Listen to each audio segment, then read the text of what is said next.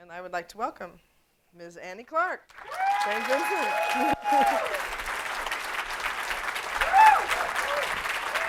Hi. Thanks for that really nice introduction. That was very nice. Thanks for being you. My pleasure. Guys? So I was telling Annie before we came out here that the excitement and challenge of this interview for me is partly because she's so good at being interviewed. I don't know if you guys have read interviews with her, but you really are such a great conversationalist and a great thinker about your own work. So I wanted to start by talking about the new album. People have been calling it like your most direct work, your most accessible work. I like your word that you used in an interview, which was extroverted. I thought that was a really interesting way to think about musical work. Because I feel like these songs do reach out to the listener and almost create a space for the listener as a character in incomplete scenarios. You know, we're walking into scenes in a lot of these songs. And I wondered if that, like, how you created these scenarios in this music that are both immediate but also open-ended and inviting to the listener. Well, yeah, I did call it extroverted. I have called it extroverted in the past. And I think one of the reasons for that is just the subject matter, and unlike in my previous solo record, Strange Mercy, which was, I think, very, like, here, let's find all the flaws and bring them out and be somewhat self-lacerating about it all. This one is more like wanting to connect with people and being less myopic and more about the broader world. And I think that's kind of like, in terms of being a songwriter, that's the ultimate goal, is to be able to create a world that's singular but also leave enough room for a listener to put themselves into it. Right. And I don't know it's hard to unpack exactly how, because I am very happily resigned to the fact that there is this level of, like, cobwebs and mist that I don't know how to talk about when it comes to music, because it's, like, deeply mystical and insane. Right. So. Right, well, I guess if you were making a choice to write, say, The Wreck of the Edmund Fitzgerald or something, that's a story that lies out in a linear fashion. But with your songs, you plunge right in. I feel like when I enter a St. Vincent song, I'm entering in the middle somehow. I don't know if that's how you write them, but Well, I do really like that idea. What is it called? In media res? Yes. Just like you enter in the middle of things. Yes. And that was something that I think first learned about in, like, junior high school or whatever, in junior high English class or whatever, and was one of those things that I always was thinking about, like, how do you do that? Right. Somebody like Raymond Carver is amazing at that. Like, you start a short story and you think it's about one thing, and you realize, like, oh wow, this is about something completely different. Or I feel like it's very cinematic. I mean, not to be cliche, but I mean, obviously you have an album called Actor. And your self-presentation is very cinematic in a sense. The cover of the new album reminds me of, I don't know, like a science fiction movie, kind of.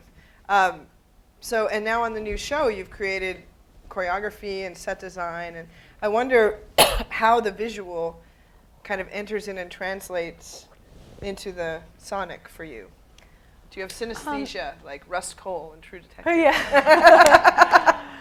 Let's just skip the interview and just talk about the last I'm totally episode ready. Should we do that? Okay. Let's just unpack that right now. I think it's all about Gnosticism myself. But Okay, now I'm thinking about True Detective, and I forgot your question. Oh, it's synesthesia. Yeah, I do tend to think about music as color, and I think that part of the reason when people have said, "Oh, this record is more accessible," I mean, these are things that people say to me that I kind of, I go, can't. Whatever. I go, okay, I guess so. Maybe I hope, or that's cool if that's how it hits you. But I think about it in terms of primary color. Like, I think it's all very primary color. Like, it's pretty majory and like Yeah. red and Yeah. Is pink a elemental. primary color? 'Cause Oh, pink- right. I'm sorry, with the visual. Yeah, I'm sorry. But I'm I thinking mean, of. I feel the record has pink. I don't know. I mean, I feel like it I would has say, yeah, I Prefer Your Love is pink. Yeah. Yeah, because it's sort of gauzy and. Yeah. But you mean bold color, right? like it's a bold. It's a bold. There are direct sweeps and. Well, this makes me want to ask you about the musical arrangement and construction of the songs, because I like the painting or the color analogy, because one thing that happens in your music is that you don't know which instrument is going to be where, like especially the drums on this record, and I know you worked with some amazing drummers, percussionists on this record, but you're often pushing them to the forward or in a different place. They're not just on the bottom. And I wondered about how playing with dynamics and arrangement factor into shaping the scenarios of each song. Well, it always seems like it's just about the right balance of instruments and being somewhat cognizant of the fact that every bit of instrumentation you use comes with a certain amount of baggage. And I don't mean baggage in a bad way, or let's not say baggage, let's say context. So Aura, right, exactly. It brings with it these connotations and this like deep things that we deep memories that we have. So on this, I wanted to make sure that it was really groove oriented, but groove kind of like Parliament groove, you know. And I also knew that it wouldn't, because I have the instrument that I have, you know, vocally or whatever, it wouldn't necessarily come across as like genre study if I draw from these things, because right? You're not singing melismatically. I'm not singing right. melismatically in some ways because I can't. So you know what I mean? It's just like great. So it's like great. You have these limitations and that get to become your statement, your voice.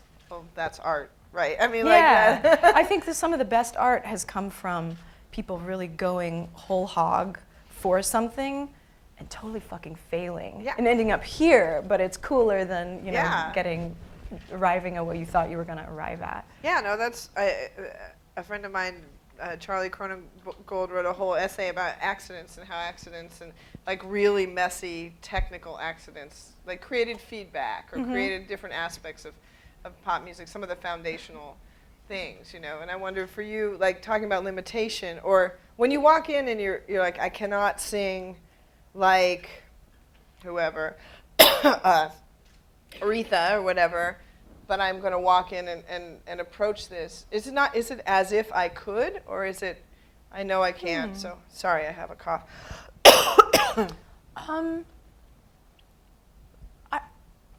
Well, I think that's again one of the things that comes from having made a number of records now in a fairly short amount of time and been playing music for most of my life, and is not approaching it like, oh, I know I can't do this, but I'll settle for this, but going like, you know what, this is my voice and that's fine, that's good, that it can, as long as I know how to again, like contextualize it musically and make it, you know, something that feels authentic and feels singular, then compelling. Then yeah, great. no, I didn't mean like I can't, I feel bad about it, but more like I'm this shape. I am this kind of shape, and I'm fitting into this kind of hole, and it's an interesting project to figure out how to create a new geometry using what I have in a new context. And I like the fact you talk about the funkiness, because I also wanted to talk about that in relationship to the David Byrne project, which is really funky, and but in that Afrofuturist way. And I wonder if that was something you and he talked about or worked on, because of course his music has always incorporated those elements, and he, like you, doesn't seek to mimic or you know, recreate funk music or soul music, but it's embedded. Yeah. Well, I think he kind of seeks to, but then it falls to the left of the center, and so that's why it's you know, more interesting. Not more interesting than you know, the kind of original, authentic, you know, Brazilian music or something. But you know, it's a new thing, and that's what makes it David Byrne and Right. everything. It's funny, we didn't talk a whole lot about what we were going to do. We said, well, we're going to use a brass band because originally we thought we were just going to play one show at the Housing Works bookstore downtown, and we thought, well, we don't really need a PA. We could have 5 brass players and kind of do a little night of music. And it just ended up being more than that, a lot more than that. But we never had a conversation aside from setting up the parameter of the brass band about what it ought to be. We just started writing and sending ideas back and forth. And a lot of those like kind of hocketing horn arrangements were just late night, just like in my bedroom, like beep boop bop boop beep. Yeah. Which leads me to want to talk about your rootedness in writing and composing on the computer, because I know as a teenager when you were just starting out, you that was where you first wrote music, am I right? Yeah. Digitally. And then, of course, you became a great guitar virtuoso, shredder of our time. Let's give it up for Annie's skills. And so from the beginning, you had that kind of digital analog, I don't want to say tension, because it doesn't feel like a tension in your work. It's a coexistence and a hybridity in the work. And maybe that's just a characteristic of your generation in general. But I wondered, starting out, thinking digitally, and then moving toward fingers on fretboard, and how does it feel hybrid? Do you have to shift back and forth in your brain between the two? Like, how do they relate? No, I just look at it all as tools, and everything is sort of a means to an end to get at whatever I kind of hear in my head that I want to make tangible.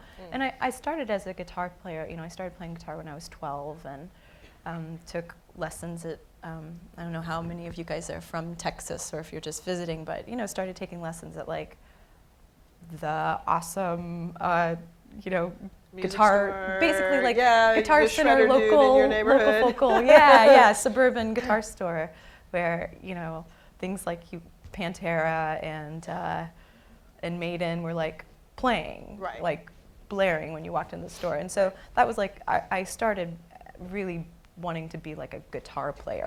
Okay. And then when I was about 15, I built a little studio in my bedroom using a computer, but it was less easy than it is now. It wasn't like, oh, I bought a laptop and it had GarageBand and I was just like plug and play. It was like more complicated. There were like audio to digital to audio to A to D converters and ADATs and. Did you figure that all out on your own?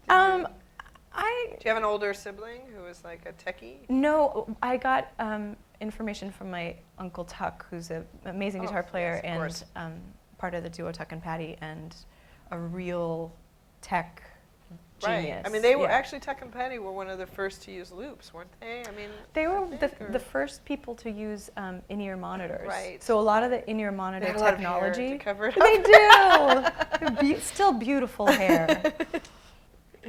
Let's all hope we have hair that gorgeous at 60. But they were the first people to use in-ear monitors, and so a lot of the technology that surrounds like the first prototypes of in-ear monitors. For that, just not to be so boring and techie, but that's like, rather than having a stage wedge and with sound blaring at you, you have molded ears, and it's just. It goes right to your ear, like a fancy headphone.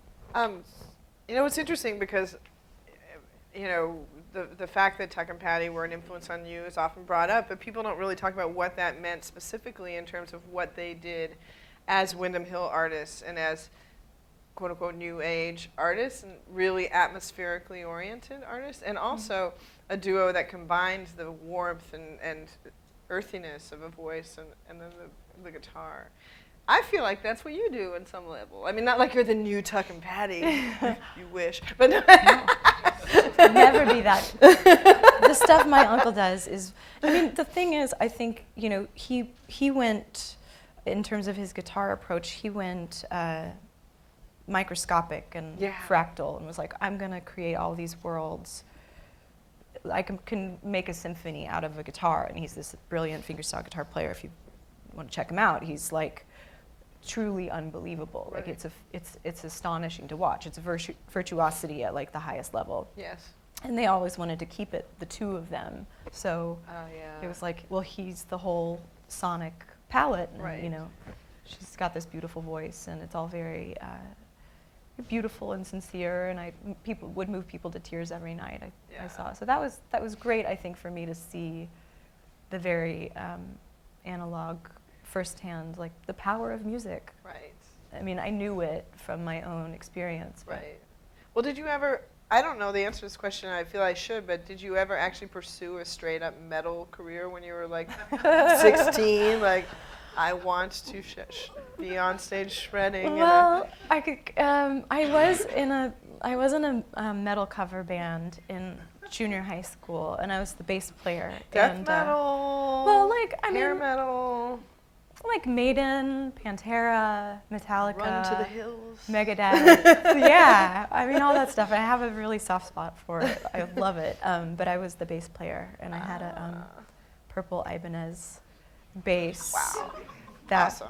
I held way too high, and had this sort of braces and bad hair and a sweater vest on. So I didn't. And then why did you turn from that path? I don't know. Tragically. You know what? I shouldn't be here.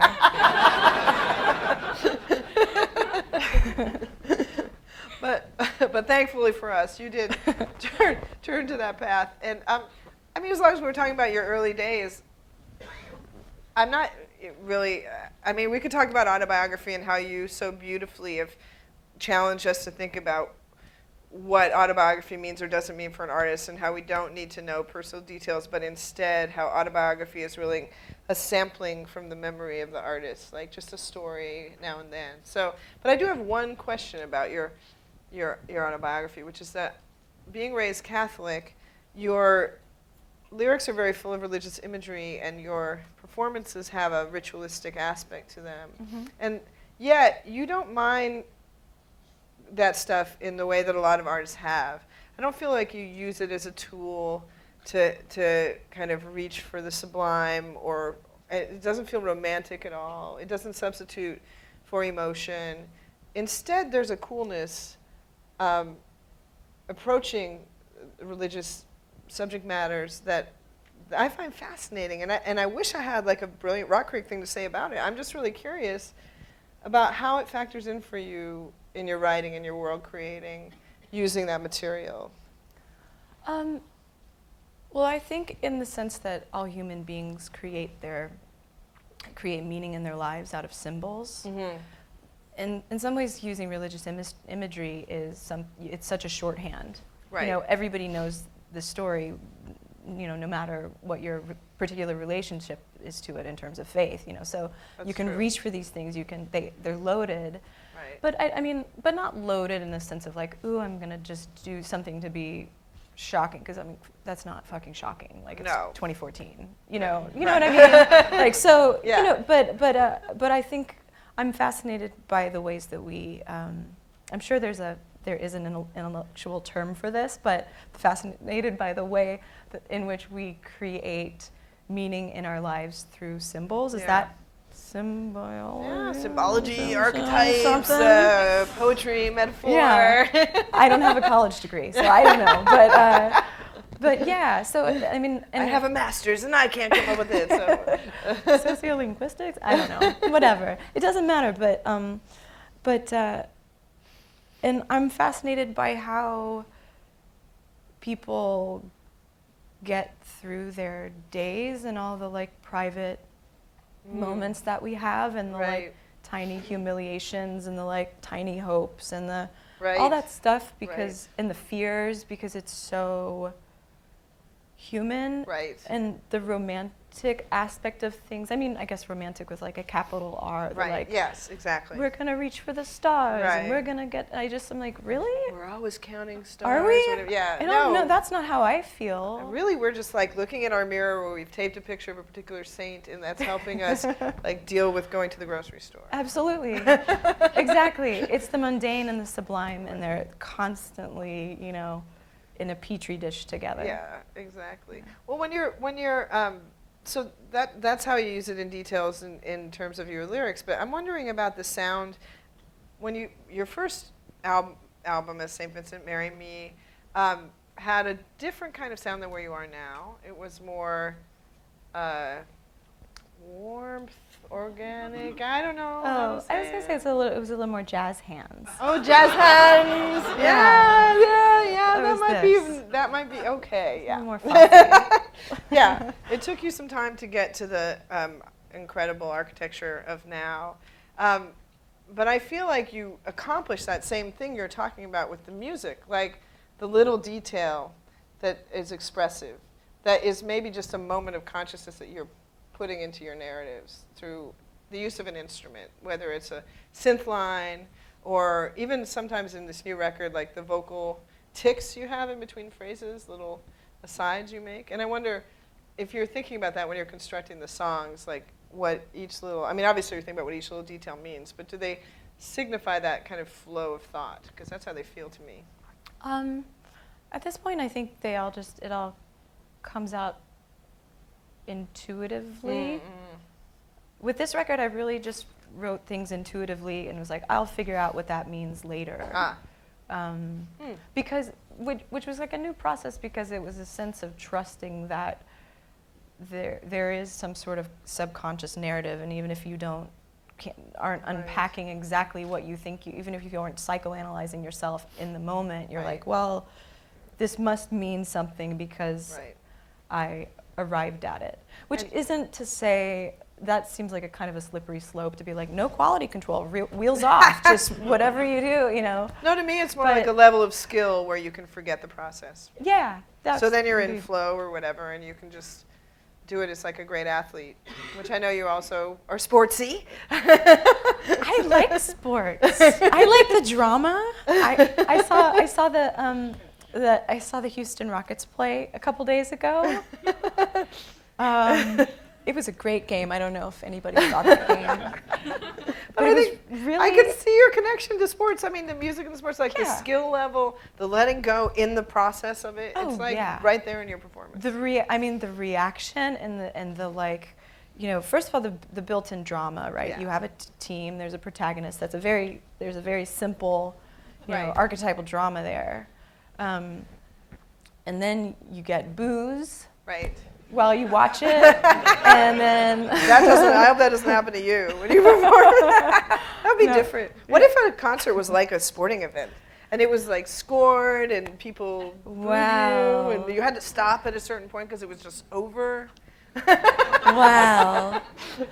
We sort of have at least a means of, you know, people scoring it.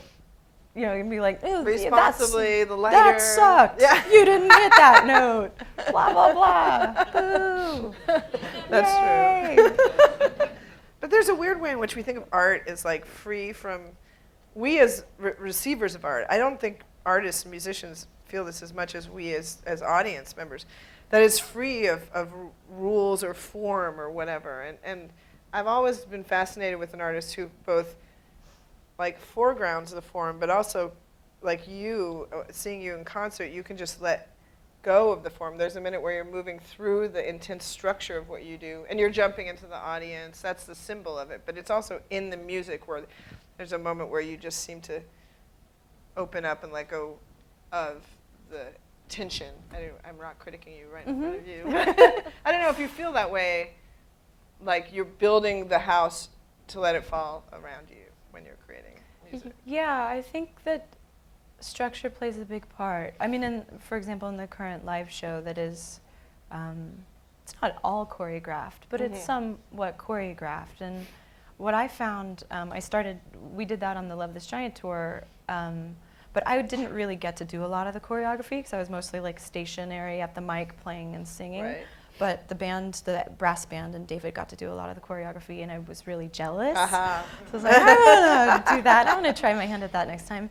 And what I found in having a show that was organized was that it actually allowed me way more freedom because I wasn't in my head at all. I wasn't going, wait, does it look stupid if I do this with my hand? Or like, what am I supposed to, should I stand here? Yeah. Wait, is it better if I stand over here? Does this part of the crowd, do they know that I care about them? You know, like, do they hear you? Yeah? You know, so, but to have it organized was like, oh man, I'm hitting my marks, and as a result, I'm just being in the moment with the music and not thinking at all about like, if, it's that freedom of dance. Yeah, there's no self-consciousness then. The dance is like the most free art form in a way, because you are allowed to, because you have a way to be in your body that can go beyond thinking, like you're saying, once you've mastered it. And again, you know, as far as it comes to symbols, it's like, you know, doing specific movements with your body says so much. Like, it communicates things. Like, there's one of the bits of choreography that just came naturally that I was like, oh, what if I do this? It was like 2 fingers going like that. Wow. But it wasn't this. It wasn't like, oh, I'm cutting your throat. It was this, and it made me feel something, and I didn't know what it was. It didn't feel like gory, but it felt somewhat threatening, and somewhat like, it was just like, oh, whoa, that's something. And so, okay, well, I'm going to use that. And what do you feel, or have you gotten any response from that motion? Like, are people like, has anyone? I don't know. I mean, it makes me feel creepy. On stage. Yeah, but in a good way. Vulnerable. No, or like scared? like powerful, creepy. Yeah. Kind of a Game of Thrones. Yeah. Type thing. Anyway. Well, and I'm glad we're talking about the choreography, though, because one thing I wanted to talk about was collaboration. But wait, you know what? I'm backtracking, because I have another question that relates to that particular motion now, which is thinking about St. Vincent as a project. You know, often there's paradox or a contradiction, or 2 elements at once. There's a warmth to what you do, but also a kind of dispassionate quality at times. There's you called it, what did you call it, control on the edge of lunacy or something recently, or you made a comment like that? Something like that. But there's a way, to me it's, and obviously people talk about it in terms of cyborgian thinking, like human machine. And I wondered if, how you thought about blending those contradictions, and specifically how on this album, when you're writing about technology, and it has a kind of a Black Mirror aspect to it, we're living in this world when we can't tell what's real and virtual, how that factors into your thinking process. How the virtual world we live in sort of doesn't erase those contradictions, but muddies them a bit. Yeah. That is a question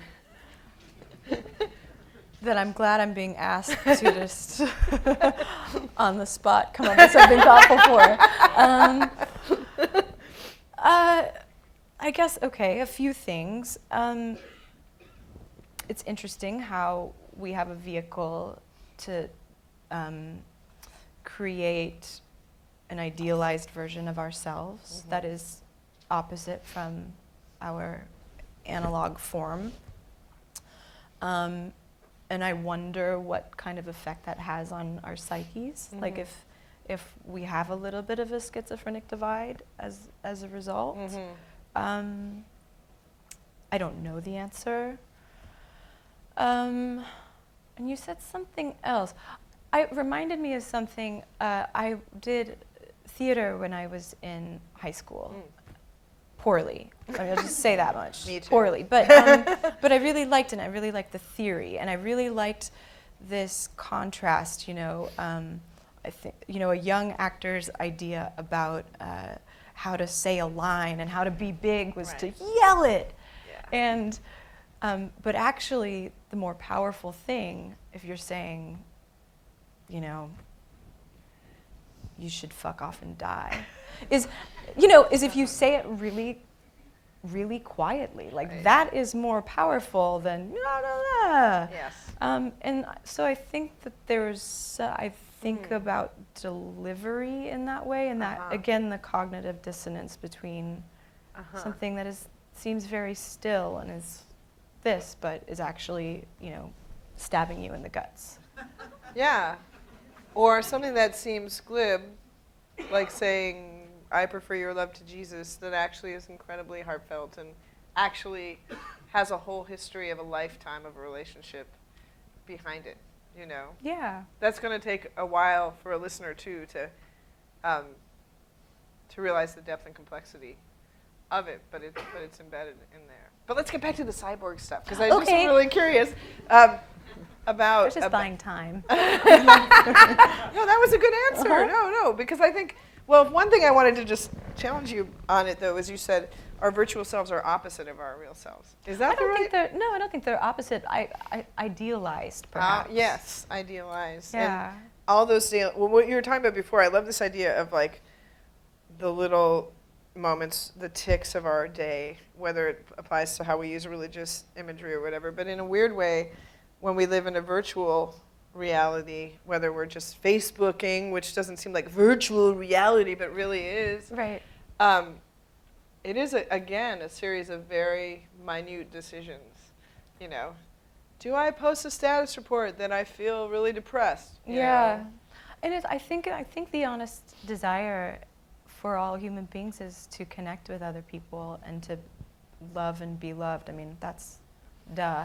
But I think there's a certain amount of processing capacity that we don't have. And that processing capacity is about making value judgments. If you've got all this information, all these things to wade through in any given moment, the mundane and, I mean, sublime is maybe not the best word, but the mundane, the important and the non-important very much coexist, and you're asked to make value judgments over and over and over again, to the point where I think, I was just speaking for myself because, you know, and I just trust that I'm a human and other people might feel like this.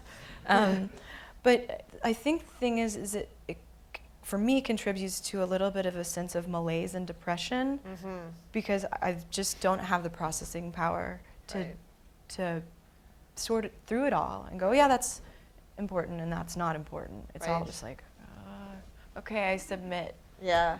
I love that as a way to think about music, because the thing, I mean, the unique quality of music as an art form, right, is that it unfolds temporally, and it's created temporally, and we experience it that way.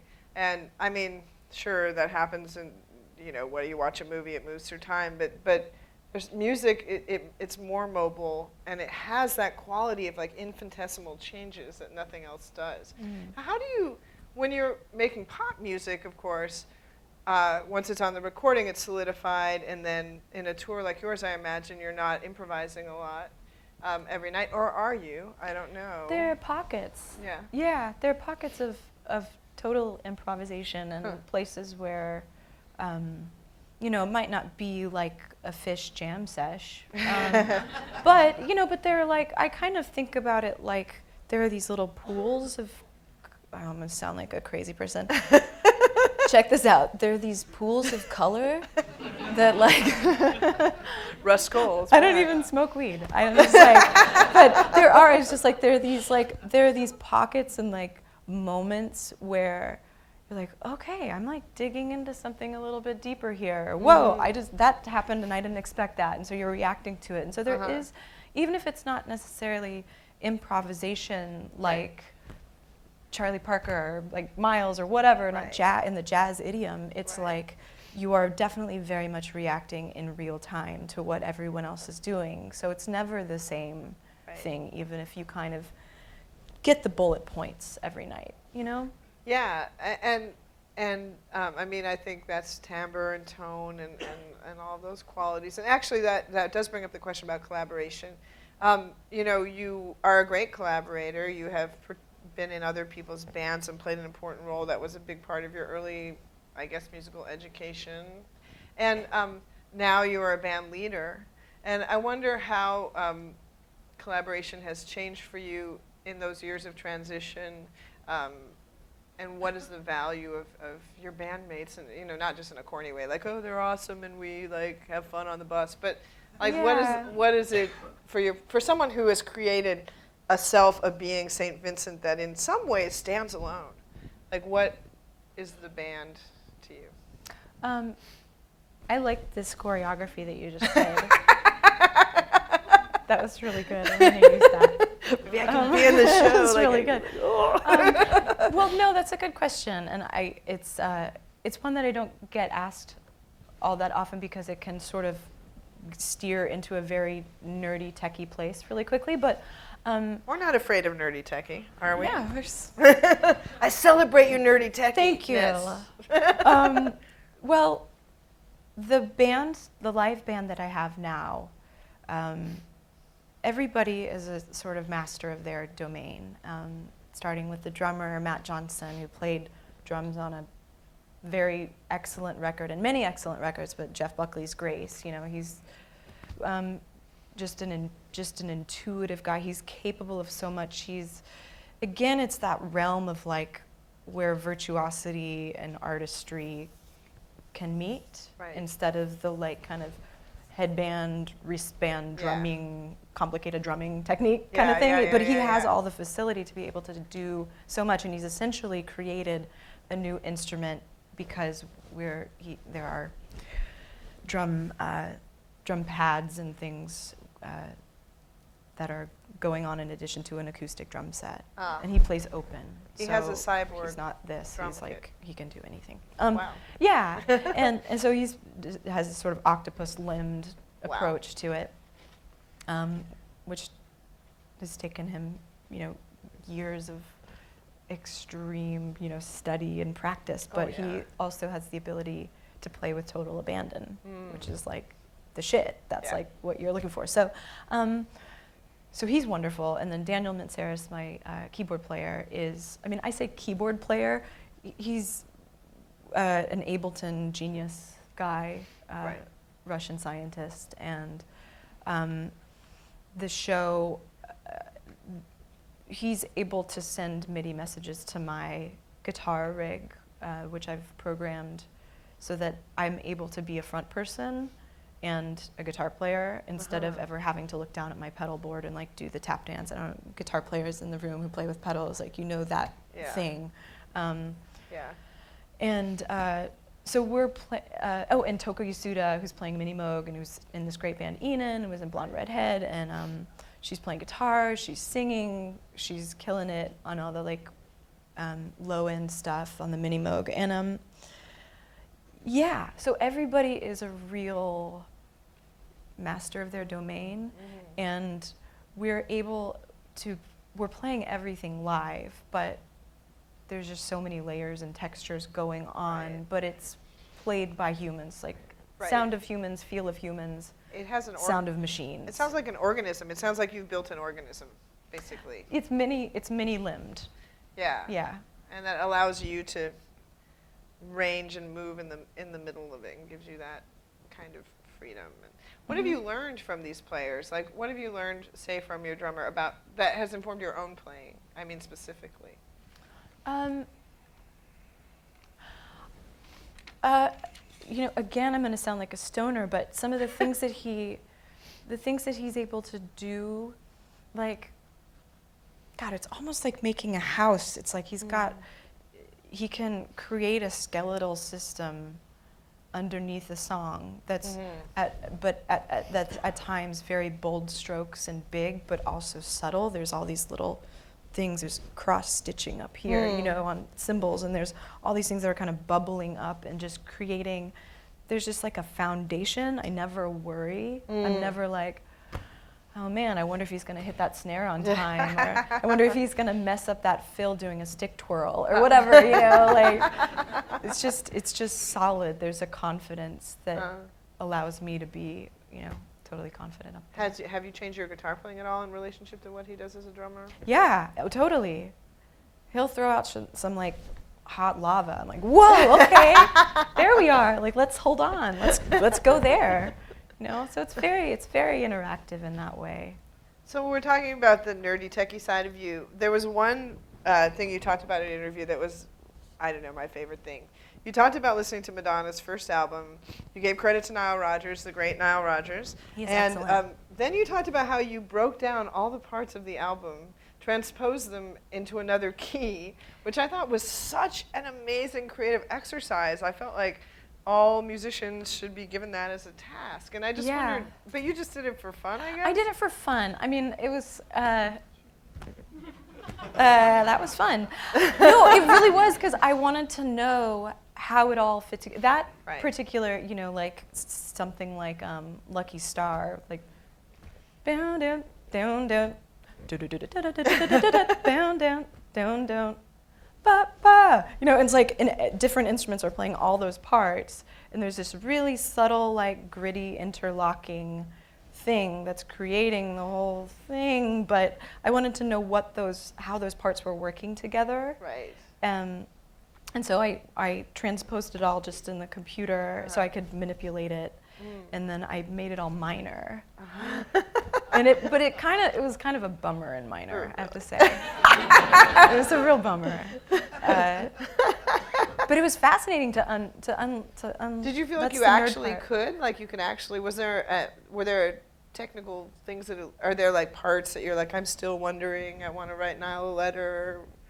What did you do? No, I mean, I could get it all, you know. I mean, I think particularly because the sonics of that record are, you know, it's very clear. It's very 80s and not tons of effects or anything. It's I feel like that's one reason why the 80s have become such a touchstone, is because it's a craft lesson. 80s pop, 80s rock, 80s R&B. Yeah. People were really experimenting with technology, but they also had incredible songcraft and could really play. And you can learn so much from throughout that period. I wonder if you spend a lot of time listening to that period. Yeah, I do have some favorite records, like Bowie's Scary Monsters and Super Creeps. That's 82, I want to say. You're getting the signal. Oh. Thank you. You didn't streak, but we won't be disappointed. Yeah. So now that we have 10 minutes, I know you want to ask questions. I just have one last question, which completely veers off from my path, because now we only have 10 minutes. But I have to ask you this question, because I am who I am. So I think talking about women in rock is totally boring and tedious, so I don't want to do that. However, I am very interested in the deep eroticism of all popular music, and I'm particularly interested in how sexuality factors in your songs as a subject, because you have a beautiful frankness about it. You write songs that are very ravishing, about, you know, I want you to undress me or marry me, or you're extremely frank about masturbation on this new album in a funny, flip way, and I don't feel that it's you as an person, but it's your characters. Since you're not writing standard love songs, except the one to your mom, which is very beautiful, how do you approach sexuality and eroticism in your music? See, I want to ask this question really well, and I'm reading it because I'm nervous to ask this question. And sexiness as a theme, like how does that work for you? Because you're so not doing the pop star. No, you're so you're so not sexy. So how could you? Your imagination just must be immense. Oh my God. That was really awkward. I'm blushing. No, but you're so not doing, the like cliche, and you're not doing the metal rock cliche of it or the pop cliche of it. It's just, again, part of your life. But there is a deep eroticism to what you do. So I just wanted to ask you about it. Sure. I mean, I guess it comes back to the question of what you think is sexy, and and exploring that, is power sexy? Is submission sexy? Or all these things, and but also I approach it with a kind of sense of like, it's not being done to me. I'm like, I'm in control of this. I'm a human being with sexual faculties and whatever. And so maybe that's the kind of difference. But I wasn't approaching that. I wasn't thinking about that in a necessarily political way. I was just thinking about it like, okay, I'm an empowered woman in my life. That's just what, Well, Well, I think it's in a way it's very novelistic. It's sort of bringing up different scenarios of when it factors in, when love takes this shape or this form, or when the crisis of love happens in this way, in different songs and challenge. And again, I guess it goes back to that thing of the infinitesimal decision. I like that, thinking about your work in terms of that, the tiny decision. And sexuality can be thought of in that way as much as religion or anything else. Yeah, well, it's obviously a massive part of everyone's life and psyche. But I like, with a song like Birth in Reverse, which you said, yeah, it's kind of just meant to be gross and funny. Yeah. I mean, not that masturbation is gross; it's human, but it's not necessarily meant to like turn you titillate, on. Like counter it with something that's so right, just like hopelessly mundane and boring. Yeah. And so that was interesting. Like, okay, how do you make sexuality just like so mundane and boring? Yeah. That's the new frontier. Like, and on that note, I think we should have a few questions before we wrap how to be boring in bed. So let's do it. That's gonna be the headline tomorrow on $1,000. Could you come up to the mic? Yes, gentlemen. Oh, it's not on. Is it? Scream! No, No, it's not a geeky question, actually. Sometimes it's been said that, people say that guitars were created as rock and roll instruments, whereas rock and roll players shape them, they're playing after the guitar themselves. Now, what do you think about you having a vision and using technology to achieve that vision, or letting technology like the eventide pedals or stuff like that dictate or in any way shape how you create music? This is another question that I wish I had 3 days in an essay to kind of unpack. I think I always have looked at anything as a means to an end. Like, in some ways I feel very reverent about guitar. Like, I love it so much. But I also don't care about it. Like, I don't care about it being a guitar or sounding like a guitar or necessarily even, like, when it comes to songwriting or the context of a song, I feel like everything has to support the song. And so even if it might be kind of fun to be like, whatever, I'm like, well, you know what, that actually takes away from what could be like the emotional core of a song or the heart of it. And so I kind of try to just be gingerly with the use of it in that regard. Thanks. Another question? So a lot of times when you're songwriting, you're showing it to other people and you're getting their feedback, you want to know how to build it. But a lot of times people frame it as, well, okay, so what do you personally think of the music?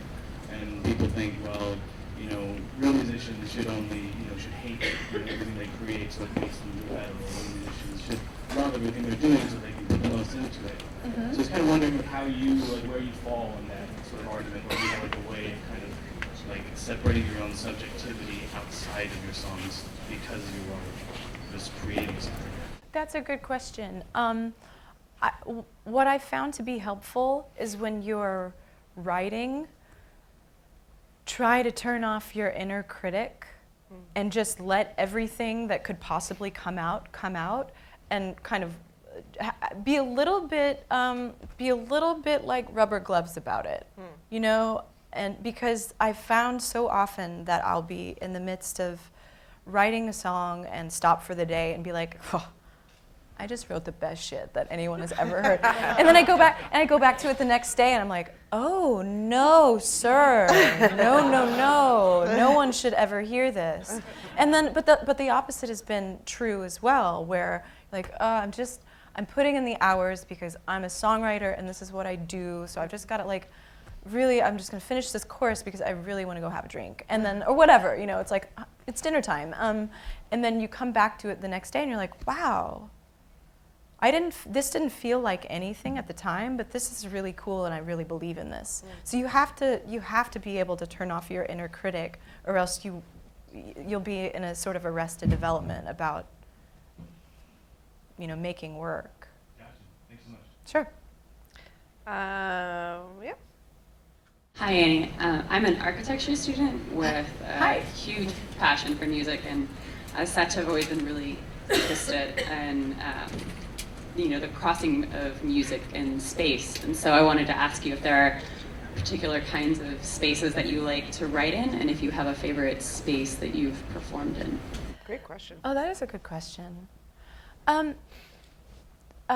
David Byrne actually has a really great chapter in his book, How Music Works, about the intersection of music and the spaces in which they're created, and how certain kinds of music just will sound great in different spaces, and how they're very, very commingled and intertwined. For me, I actually wrote a lot of this record at like half a mile from here in South Congress area, in like a little casita, and it was just a room. It was just enough space to where I didn't feel self-conscious singing out because no one would hear, and there was just enough like sunlight coming in.